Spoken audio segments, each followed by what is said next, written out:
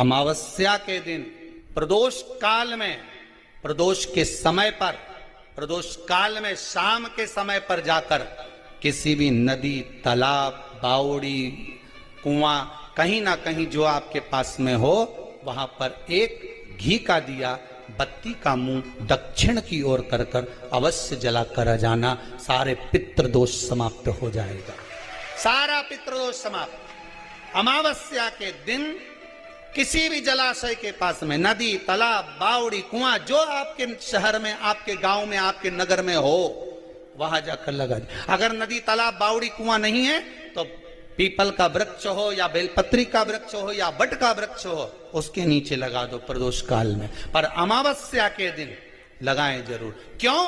क्योंकि अमावस्या के दिन पितृ शाम के समय प्रदोष काल में शंकर भगवान का नाम जाप कर कर नदी, तालाब, बावड़ी पर पानी पीने जाते हैं। वहां से जल का आचमन कर कर पितृ अपने लोक को चले जाते हैं प्रदोष काल के समय पर। इसलिए प्रदोष काल में जलाशय के पास में, बावड़ी, कुआं, नदी, तालाब के किनारे पर दिया लगाया जाता है दक्षिण की ओर मुख कर कर बत्ती का।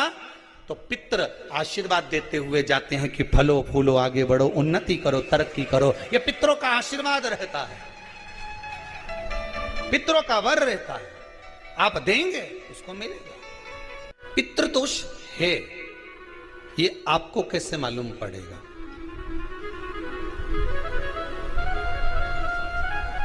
पितृ भूखे हैं, इसका तो वर्णन हमने पहले कर दिया कि रात्रि को जब आप सोने के बाद में 1-1.5 घंटे बाद अगर आपकी नींद खुल जाए, 1 घंटा 1.5 घंटा आप सो लिए, उसके बाद जो नींद खुली तो 1-1.5 घंटे तक अगर आपको नींद नहीं आ रही है, रात्रि को सोने के बाद में 1 घंटे बाद जब उठे तो आपको प्यास लग गई, भूख लगने लगी, प्यास लगने लगी कि मेरे को पानी पीना पड़ेगा, घबराहट हो रही, पानी पीना पड़ेगा। 1-1.5 घंटे सोने के बाद अचानक नींद खुले और आपको प्यास लगे, समझ लेना आपके पितृ भूखे हैं और प्यास है।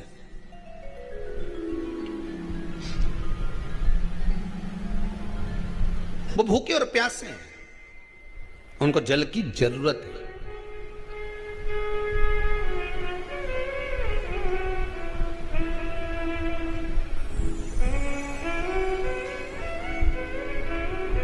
किसी भी नदी में, सरोवर में, कुंड में, बावड़ी में, तालाब में, आप तीर्थ में जाकर जब स्नान करते हैं तो स्नान करने के बाद एक काम का नियम बना लो कि अपने हाथ की अंजलि में जल लेकर अपने पूर्वजों को देना।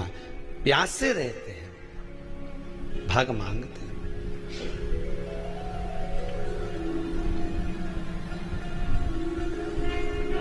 भग प्राप्त करना। 3 वृक्ष पितरों के तुल्य हैं। पहला पीपल, दूसरा बट वृक्ष, तीसरा बेलपत्र का वृक्ष। ये पितरों के तुल्य हैं।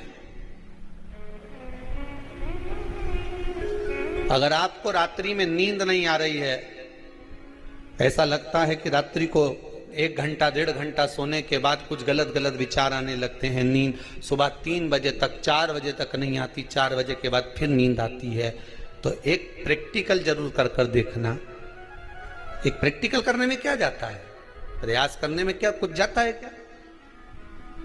प्रैक्टिकल कर कर देखना कि कहीं सीवर वाला महाराज झूठ तो नहीं बोल रहा। तो प्रैक्टिकल करने में कुछ नहीं जाए। 1 लोटा पानी लो, उसमें थोड़ा सा कच्चा दूध डाल लीजिए, बेलपत्री का पेड़ या पीपल का पेड़ या बट का पेड़, इन पेड़ के नीचे ले जाकर उस दूध को दोपहर में सुबह 10 बजे से लेकर 12 बजे के बीच में ले जाकर चढ़ा दीजिए।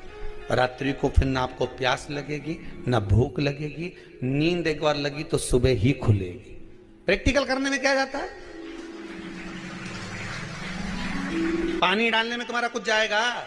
अरे बोलो तो सरी, हमें 10 रुपया का दूध जरूर उसमें, और तुम इतनी चतुर हो, इतना सारा दूध थोड़ी डालोगी, तो 2 घंटा लगेगा। कहाँ तुम इतना डालने वाली हो है?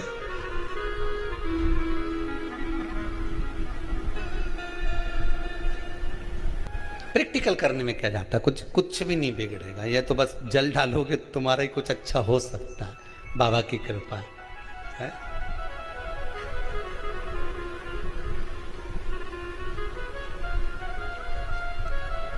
तीन वृक्ष पितरों के तुल्य हैं।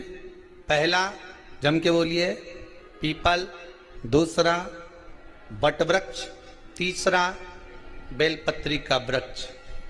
तीन।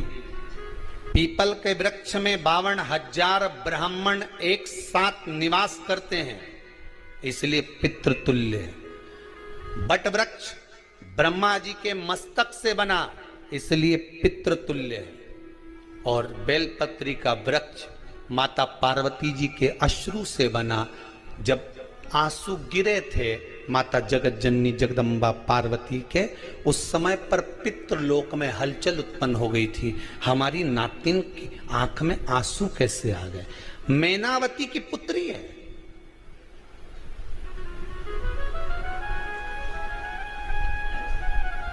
पितरों की नातिन, इसकी अश्रु कैसे गिर गए?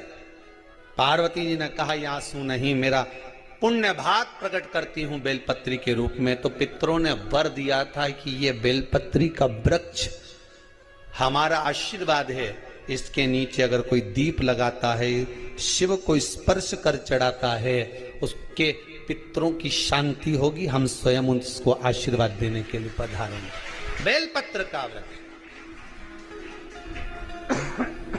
पितृतुल्य।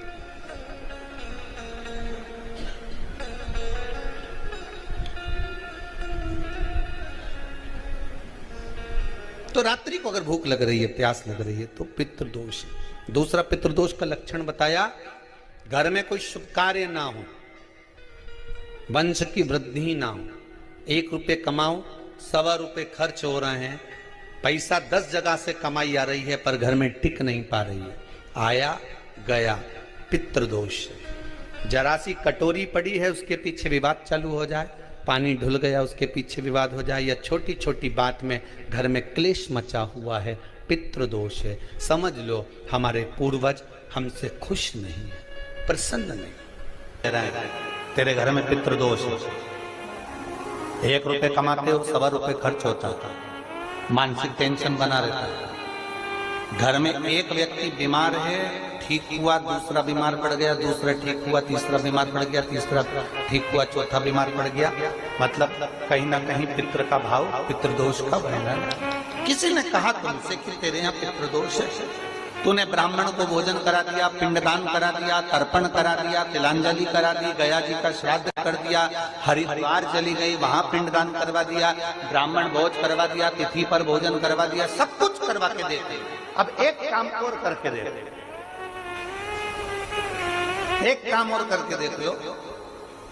जब तुम घर में भगवान शंकर की आरती, तुम्हारे घर में शंकर जी का शिवलिंग है, भले काय का भी हो, छोटा सा, भले सियोर का कंकर शंकर हो, नर्मदा का कंकर हो, चाहे शंकर पारक के हो, पीतल के हो, स्टील के हो, लकड़ी के हो, जिसके भी हो, लोहे के हो, पाषाण के हो, जिसके भी हो, शंकर का शिवलिंग अगर हमारे घर में है और आप रोज प्रतिदिन भगवान की आरती करते हो, प्रतिदिन, और आपको लग रहा है कि मेरे यहाँ तकलीफ चल रही है, ये ठीक ही नहीं हो रही, लगभग 1.5 महीना आप कम से कम 45 दिन, 1.5 महीने के करीब में ऐसा प्रयास करना कि भगवान की आरती, शिवलिंग, शंकर भगवान के शिवलिंग की आरती करने के बाद उस दिए को भगवान के सामने मत रखो, उस दिए को उठाकर जहां तुम पानी का मटका रखते हो, हंडा रखते हो, जिससे तुम पानी पीते हो, तुम्हारे रसोई घर में जो पानी का मटका, हंडा, बाल्टी, आरओ का पानी जिस मटके में गिरता है, हंडे में गिरता है, जिसको हमारे यहाँ पितरों का स्थान कहते हैं, उस स्थान पर, उस मटके के पास में, हंडे के पास में, उस बाल्टी के पास में, जहां रसोई घर में पानी रखते हो, उस रसोई घर में पानी जहां रखते हो, उसके पास में उस दिए को भगवान के सामने नहीं रखना। आरती उतारने के बाद उस दिए को ले जाके सीधे परिंडे के पास में, उस हंडे के पास में, मटके के पास में उसको रखो। केवल 1.5 महीना कर देखना। 1.5 महीने के बाद तुम्हें मालूम पड़ेगा कि हम वापिस उन्नति की सीढ़ी पर चढ़ना प्रारंभ करती है, हमें फल मिलना चाहिए।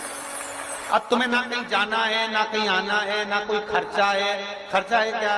ईमानदारी से बोलो, कोई तुम्हारा लाखों का रुपया लग गया क्या? रोज आरती करते हो रोज आरती। बस आरती का नियम बना लो कि हमको पितृदोष किसी ने बोला है, हमारे घर में अशांति है, पितृदोष है, कोई कह रहा है कि तुम्हारे घर में पितृदोष है। हमने सब कुछ करके देख लिया, अब हमें ये करना है कि महादेव की आरती जब होती है तो उसकी ज्योत का दर्शन करने पर 1000 कपिला गाय के दान का पुण्य मिलता है। तो ये पुण्य हम हमारे पितरों को देते हैं, जिससे उनकी मुक्ति हो जाए और हमें आशीर्वाद प्राप्त। उस दिए को नीचे नहीं रखना, आरती उतारने के बाद आरती पूरी हो जाए तब उस दिए को ले जाकर, जब आप ले जाकर उसको रखें, तब उस